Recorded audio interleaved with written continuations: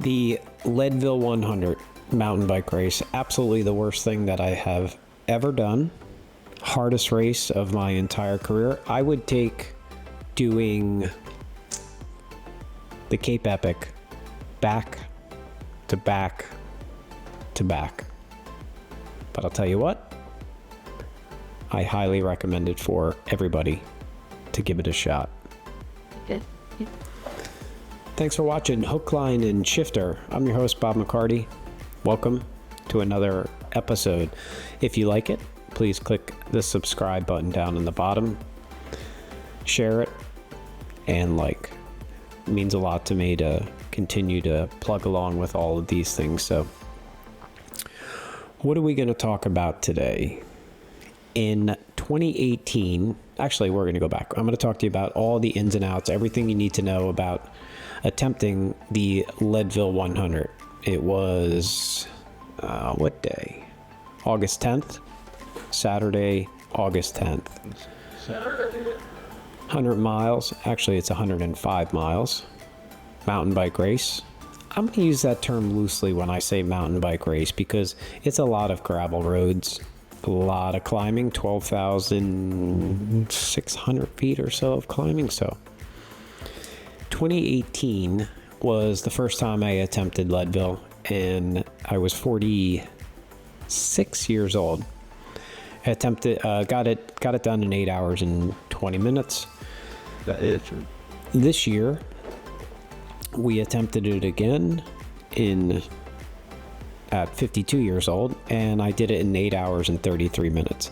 Not too bad. Wound up getting 15th in class. I think our class had 350 people, and 50 plus probably had the most people out of all the classes. So, very a stacked field. I'm not necessarily happy with my performance, but hey, I'll get into the details of all of that. So, if you were to attempt the Leadville 100, what do you need to know? Number one, it's a lottery system. This year, I think there was 2,000, according to the results, 2,200, 2,300 racers trying to tackle this. How do you get into Leadville? Couple different ways. So number one is you can get in through a qualifying system, which means you have to go out and attempt one of the qualifying races.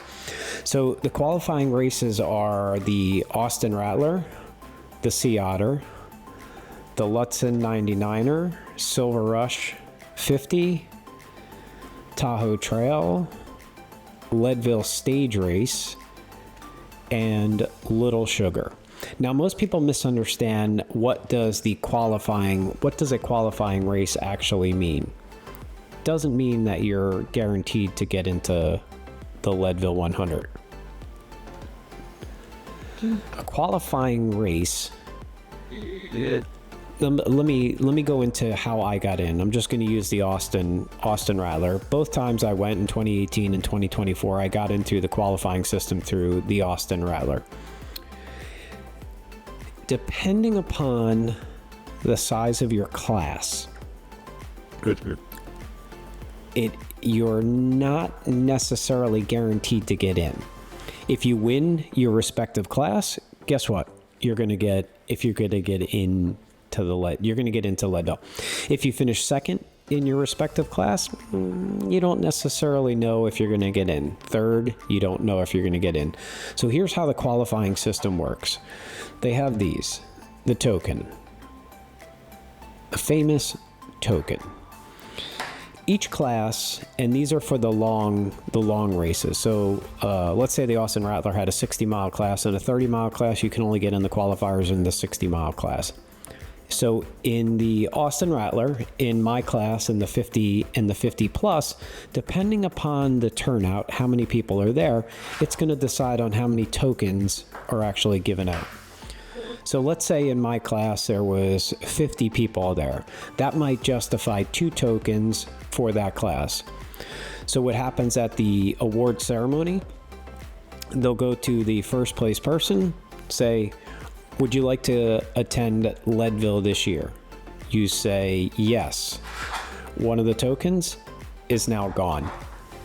They go to the second place person. Would you like to attend Leadville this year? And they say no. Okay. It goes to the third place. They say no. It goes to fourth place. They say no. Fifth place. They say no. Sixth place finally says yes. All the tokens are used up for that class. So it isn't, the sure way to get in is to win your respective class.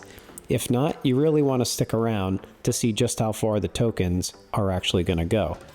If everybody in the class says no, the tokens wind up going into the lottery at the end of the event, which means they'll actually put your number in a basket or in a bag and pull out a winning number.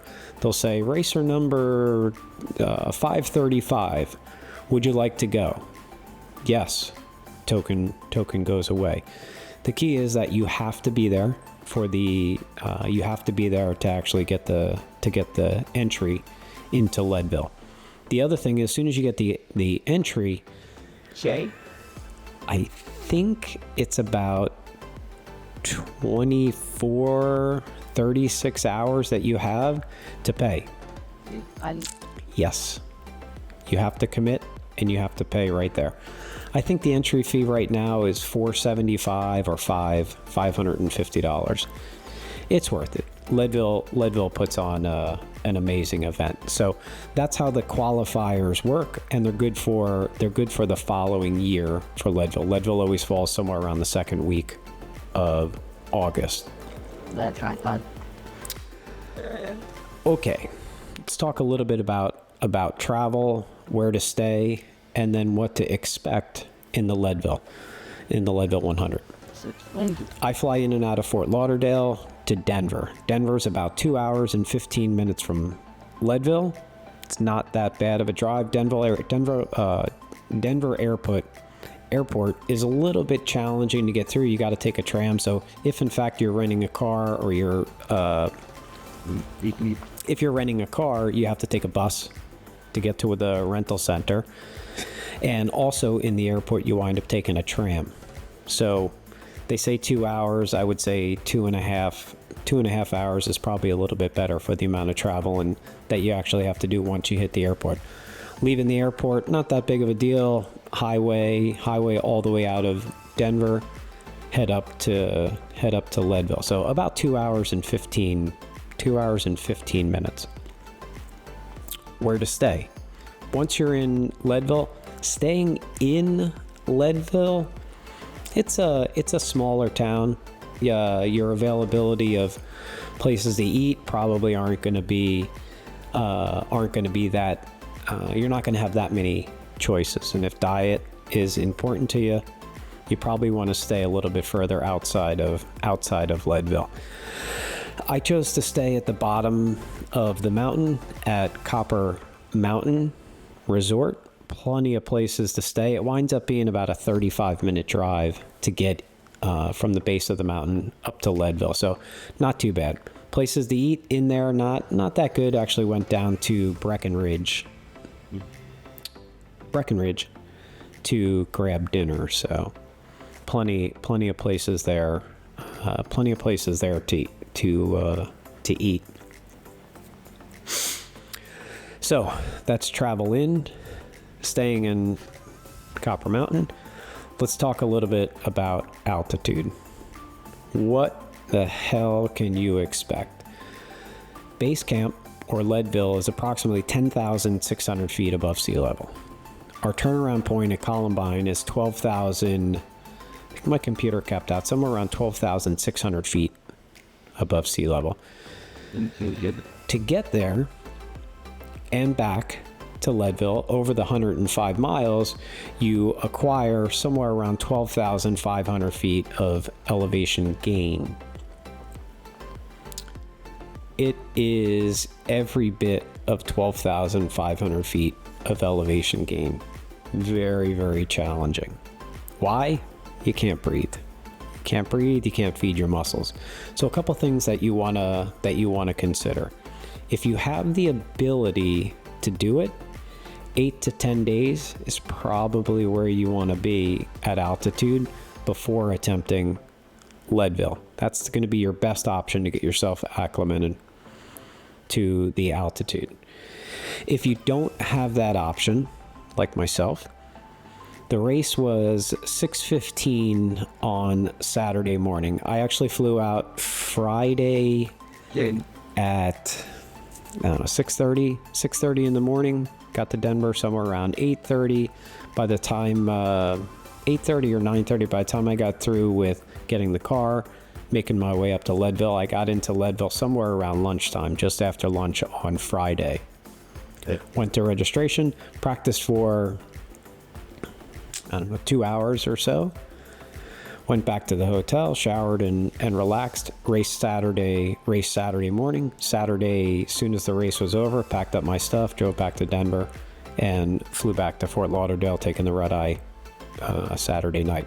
I'm going to cover all the details of that too, because there was a race on Sunday. In the last video, I said that I was flying back to do the race. A couple details that happened with that one. The altitude. 12,600 feet. I finished the race in 8 hours and 33 minutes. So the question sometimes comes up, how do you think you did? How did you feel? What did you do? How prepared were you? I was plenty prepared, no question about it.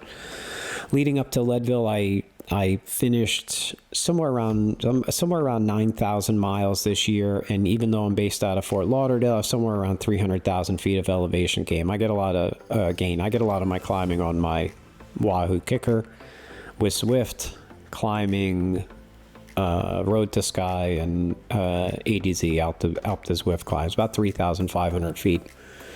Kicks my ass. So leading up to Leadville, plenty prepared, plenty of energy. The only thing that I was lacking was the adjustment to altitude, and I did my best for what was thrown at me. Bike setup. I ran my Scott with a 36 tooth oval front chainring. Another episode coming up. I'm going to talk a lot about Absolute Black and the oval chainrings that I've been using for probably 20 years. No, not that long, not 20. Absolute Black chainrings that I've been using for about 10 years now. I absolutely swear by them. So 36 tooth front chainring, 1052 cassette on SRAM transmission. So I kind of felt my 3652 was going to be good enough for a climbing gear in the event that I got into trouble. I would have been able to shift up to that 52 and still turn over the cranks. Right. Having said all that, I still wound up walking sections. Again, we're gonna get back into that. All right, so 6:15, I was in the gold corral. There's a bunch of different corrals. They go from gold all the way back to brown. Each one of the corrals has a different start time. It has a lot to do with the speed of the respective riders that you're around. If you can put down the time and petition yourself in, the higher corral that you can get, the better off that you're going to be, because you won't have to walk as many sections. Just because it does get tight, once somebody bobbles somewhere, you're going to wind up having to get off the bike and walk. Further up in the corrals, it's not as likely that people are going to be walking. So in the gold corral, 6:15, it's about 44 degrees on the start. A little bit on the chilly side, but made the best of it. Ran a jersey, an Under Armour, long sleeves, and then a jacket that I shed at the first feed section. We leave Leadville, head down the main, head down out of town through all asphalt.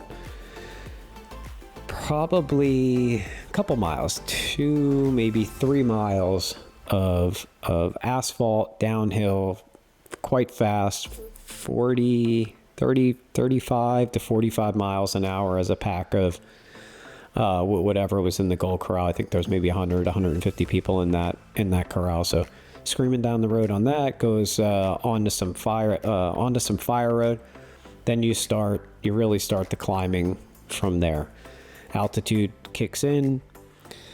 An example with altitude, here at sea level, my threshold is somewhere around 300, hovers somewhere around there. At altitude, my threshold's about 240. It's about 15 to 20% less. Doesn't mean I can push 240. It means that that's the max number that I'd probably be able to push out. And if you do go there, it's really hard to recover from it. So Leadville is by far the slowest, longest race that you'll ever do. And what I mean by that is when you're trying to catch somebody, nothing happens right away. There is no spontaneous attacks. There is nothing that's going to try and get you up in the field as quickly as you might think. So you have to be patient. You have to run within your number. So start to climb, kind of single track, little bit of fire road, really pretty hard climbing. Heading out from that climb, a bunch of really fast, fun descents, gives you a chance to recover. More climbing,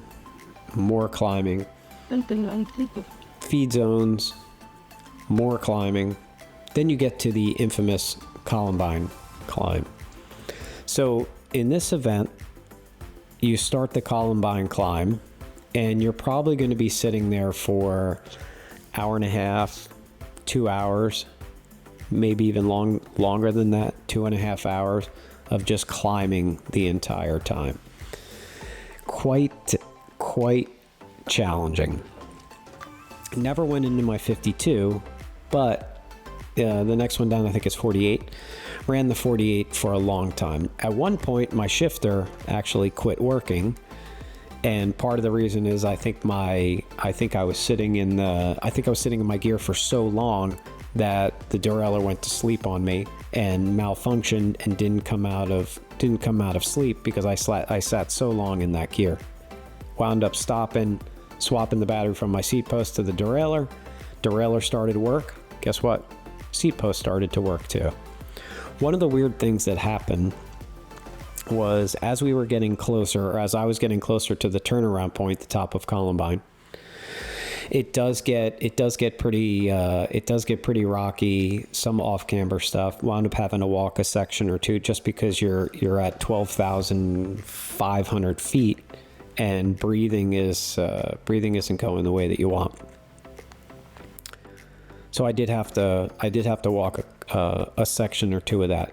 But the big thing was the lack of oxygen, the lack of focus on trying to stay within the trail. I found it so hard to stay focused on holding my lines, making sure the bike needed to be exactly where it was at. Your eyesight starts to go, your decision making isn't all that great. So what happens? You're trying to put the bike in a certain place, and guess what? It ain't going where it's supposed to go. So a lot of these sections you wind up having to hop off the bike, which it's not a whole lot of fun. But guess what? You look around, there's a bunch of other people that are walking also. So it sucks, but it's the reality of Leadville. So we turn around at the top of Columbine, scream back down to the bottom of the mountain. Max speed I think was 45 or 46 miles an hour. Kind of fun, a little bit scary, but for the most part, it's the reward of climbing for 2 hours or 2.5 hours. Get back down to the bottom, and then Leadville is actually an out and back. So now you're headed back into town. Same thing, climbing everything the opposite way that you wound up descending earlier in the day. So Overall, horrible. Just horrible. When I was there in 2018, I went to the riders meeting, and one of the guys that was speaking saying, you're going to go to places, he said, you're going to go to places that you've never been before. You're going to experience things that you've never experienced before. You're going to have feelings that you have never felt before. I'm like, whatever. I'm a tough mountain biker. I don't know what you're talking about. He was right. 2018, I had the experience, and 2024, I had the exact same experience. After the race was over, it's such an emotional, it triggers some emotions that I don't know where it's actually coming from. If it's the beauty of the scenery, if it's the amount of effort that you just put in, the lack of oxygen, the thousands and thousands of people that are there cheering you on and supporting, whether you're the guy finishing, or you're Keegan Swenson finishing in front, or somebody that's finishing in the back of the pack. There's always somebody there that's cheering you on. I cried. Yep. Don't know where it came from. Made the phone call to my wife. She's like, what's going on with you? I'm like, I don't know. Just a weird feeling and a weird sensation. But when it was over, very rewarding, very satisfying, knowing what very few people actually have the ability to try and do, and put your body through such a thing. So again, I recommend it. I don't know why. Don't worry. I don't know why, but you got to do it. It's something that's bucket list. Try to go for a qualifier. If not, go through the lottery system, which means as soon as they open the lottery, I think it opens December 1st or January 1st, put your name into the lottery system, and hopefully you get selected. If you get selected, do everything you can to do it, and prepare. So let's talk a little bit about post-race emotions. In one of my earlier videos, I talked about this, about post-race emotions and the things that your body goes through, and the letdown, the lead up, and then the letdown when the whole thing is over. How do you get through this? So when I did Cape Epic, somebody told me about epic depression. Epic depression means I spent 9 months, myself and my partner, trying to prepare for the Cape Epic. Soon as it was over, epic depression. Epic depression means the motivation to get out and ride your bike. What is it that you want to do? Why are you doing all this? It's very, very hard to find the motivation. Leadville has the exact same thing, so we're going to call it the Leadville depression. After the race is over, you've had such a build-up, such a lead-in, trying to get excited to do the race. As soon as the whole thing is over, you have this emotional dump and not really know what's next. What else are you gonna do? Very hard to get back on the bike.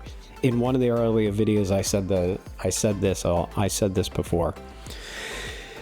Take a day, 2 days, 3 days, 4 days, whatever it is, off of the bike, away from the scene. Day 5, day 6, get back on the bike. Go and ride. Just do an urban ride around your neighborhood. Maybe a 10, 15 second, 20 second interval or push. Turn around and go home. Next day, same thing. And work your way or ease your way back into the process of wanting to train and ride again. That's going to be one of the best ways to get through this Leadville depression. The other thing is have an event on the calendar. There's nothing more powerful than a date on the calendar. You have to have the what's next. That's also going to force you to be able to train, get back out there, and really get remotivated to want to push, putting this depression behind you and moving on to the moving on to the next event. One of the things that I think always helps for me also is having goals. We're going to do a good job of defining your goals. So first, we're going to look at the word goals, G-O-A-L-S. So first, what is the G? That's going to be, what is your goal? What is your goal? And this could be goal in life, anything that you're doing. Obviously, I'm a cyclist, so we're going to talk about goals in cycling. What is the O? What is the objective behind the goal? What is your objective? Why? Why are you doing those? What is the objective behind the goal? A, what activities are you going to put together to meet the objective to attain your goal? L, what are the limitations that are going to be put on the activities that are going to help you through your objectives to meet your goals? And then the final one, what is the system? What is the system that's going to be in place to help limit what it is that your activities are for your objectives to try and obtain your goal? So goals. What is the goal? What is the objective? What are the activities? What are the limitations that you're going to be put on, that's going to be put on you? And what is the system that's going to be in place? When you have all of that laid out, achieving your goal is going to be a lot easier for you to try and do, and never stray from the goal. Focus in on it every day that you're out there doing whatever it is that you're trying to do. Have your goals. And remember, what you did yesterday is what got you to today. It's no guarantee that it's going to help you for what you're going to do tomorrow. Take advantage of today. Take advantage of everything that you're doing today to be better for tomorrow. So what you did yesterday got you to today. What are you doing today to be better for tomorrow? Little things are going to make the biggest difference for you. Never give up attitude. So what's next? Nope, not what's next for me. Let's go back to what I was supposed to do. Was after I flew the red eye Saturday night, I was coming back to do a race on Sunday morning here at my local park, another 50 mile race. Got back excited, ready to go racing. Here's the key. The wife picked me up, Amy, been with me for 27 years of my 30-year career. Picks me up at the airport. Keep looking to see if she's hearing this. Sitting in the passenger seat, plenty of time, 6:45. I need to be on the starting line, I think at 9 o'clock, somewhere around there. Plenty of time to get to the park.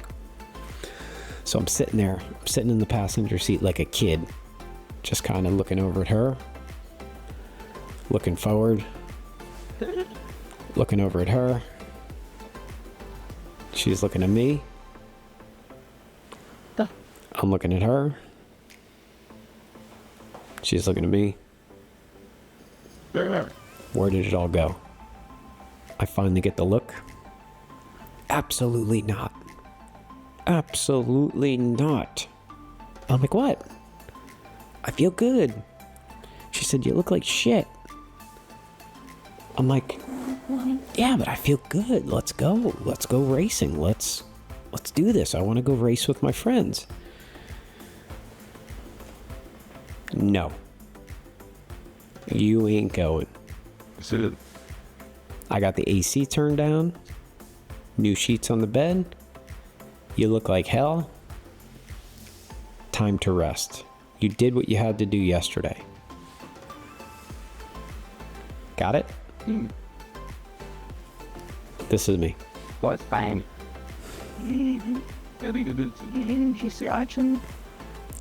Okay, fine. Take me home. I'm not happy about this, but take me home. So that's what happened. Never got the opportunity to go racing, even though I wanted to. And by the way, she was actually making the right decision. Physically, I probably could have done it. Emotionally, I might not have been making the best decisions to possibly getting hurt again. So, okay, what's next? What's next for me? Tallahassee. Our Florida State Championship Series starts up in a couple weeks from now. Round 1 of the FSC. We have a Saturday time trial, Sunday cross country. This is actually pretty significant for me because this is my 30th opportunity to do the Florida State Championship Series. So pretty excited about that. Definitely in shape, ready to go. Feeling good, still feeling good since Leadville. I'm working pretty goddamn hard these days. Every year it doesn't get any easier. I have to push much harder than I have the prior year, but hey, I'm up for the challenge. So Tallahassee in a couple weeks from now. Next week I'll do a whole episode on what you can expect for going to Tallahassee. Probably going to throw in another midweek episode on Absolute Black, like I said earlier, about my chain ring and brake pads that I had. So two things that we're gonna close with. Same thing I talked about in one of the last one. The question that always comes up: Hey Bob, what's in your water bottle? So what I've been doing is jotting down notes to myself, putting them in my water bottle. So what's in your water bottle? Everybody is looking for the secrets of what's in your water bottle. So let's see what's in my water bottle this week. Straightforward, pretty simple. Hard work.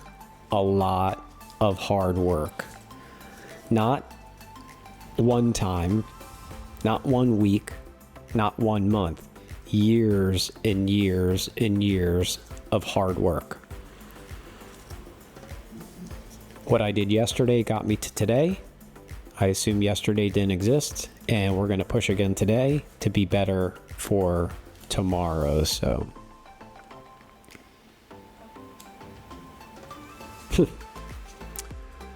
next one, we're going to relate it to my sport.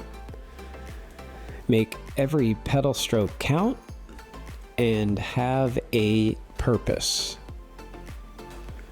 Make every pedal stroke count and have a purpose behind it. I do not waste any of my time when I'm out training, nor should you. Have a purpose, have a focus, have a goal.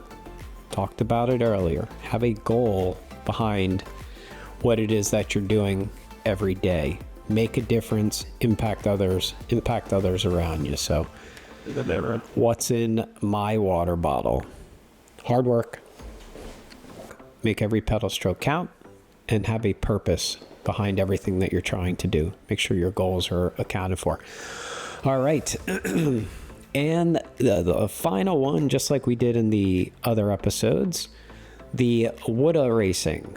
And this is just stuff that I hear after the race is over about the experiences that people had and the woulda. I woulda done a lot better if blah, blah, blah. I woulda finished here had this not happened. So we call it woulda racing. And by the way, some of it is true, but you're never guaranteed if everything goes perfect that you finish where you think you're supposed to. So 3 things.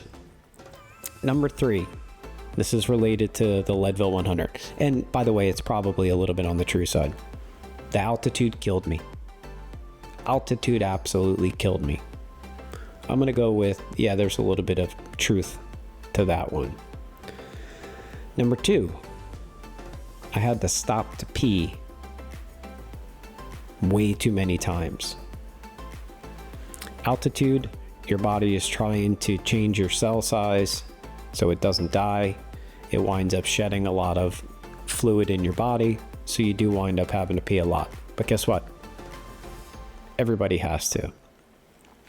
And the number one woulda that I heard this past weekend, or this couple weekends ago up in Leadville, is I laid up the wrong tires. I had the wrong tires for the race. I woulda done a lot better. So just like I said before, if the altitude didn't kill you, if you didn't have to stop and pee, and if you chose the correct tires, there's no guarantee that your race would have went any better than it actually did. So congratulations to Allison Anyos at the Rumble in the Jungle, the race that I couldn't show up to because I was told to go home and go to bed. Okay. Winning the 50-mile overall in the solo class. So what can I say?